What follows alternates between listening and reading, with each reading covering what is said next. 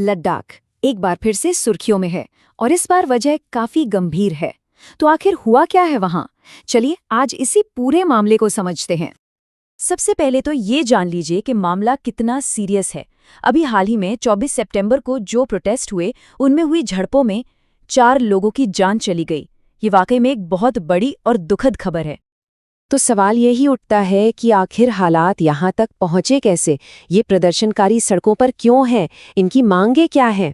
इन्हीं सवालों के जवाब आज हम ढूंढेंगे और समझने की कोशिश करेंगे कि लद्दाख आज इस मोड़ पर आकर क्यों खड़ा हो गया है। देखिए, इस पूरे विरोध के पीछे ना 2 बहुत बड़ी और पुरानी मांगें हैं। ये मांगें हैं ज्यादा स्वायत्तता की, मतलब और ज्यादा ऑटोनॉमी की, और अपनी पहचान की सुरक्षा की। और आपको बता दें कि 2019 में जब से लद्दाख एक केंद्र शासित प्रदेश यानी यूनियन टेरिटरी बना है, तब से ये मांगें और भी तेज हो गई हैं। तो ये 2 मांगें हैं क्या? इन्हें थोड़ा आसान भाषा में समझते हैं। पहली मांग है स्टेटहुड, यानी लद्दाख को एक पूरा राज्य बनाया जाए, जैसे बाकी राज्य हैं ठीक वैसे ही, अपनी विधानसभा हो, अपनी सरकार हो। और दूसरी मांग है संविधान की 6ठी अनुसूची यानी 6th शेड्यूल में शामिल करने की। अब ये क्या है? ये एक तरह का संवैधानिक कवच है जो आदिवासी इलाकों की जमीन, उनके अधिकारों और उनकी खास संस्कृति की रक्षा करता है। तो आप समझ सकते हैं, एक मांग है पॉलिटिकल पावर के और दूसरी है कल्चरल प्रोटेक्शन की। अब इन सब घटनाओं और हिंसा के बाद सबकी नजरें टिकी हैं दिल्ली पर। क्यों? क्योंकि लद्दाख के नेता सेंट्रल गवर्नमेंट के साथ एक बहुत ही क्रूशल, एक बहुत अहम बातचीत के लिए दिल्ली में हैं। तो इस मीटिंग में, इस बातचीत की मेज पर मुद्दे क्या क्या हैं? जाहिर है सबसे पहले तो वही 2 बड़ी मांगें हैं, स्टेटहुड और 6ठी अनुसूची।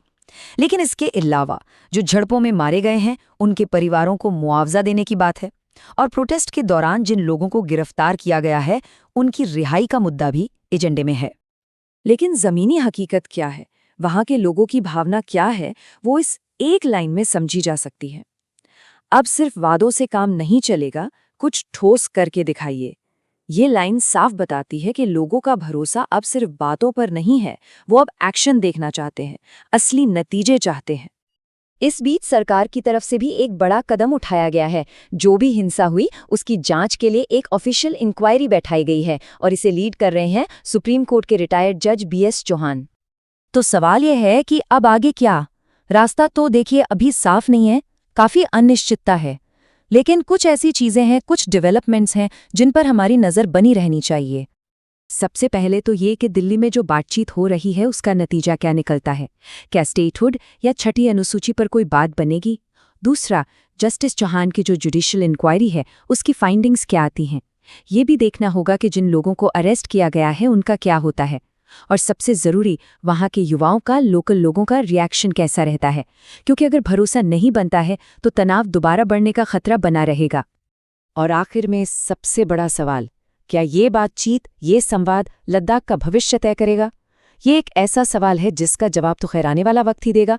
लेकिन एक बात तो तय है, लद्दाख इस वक्त एक बहुत ही अहम मोड़ पर खड़ा है।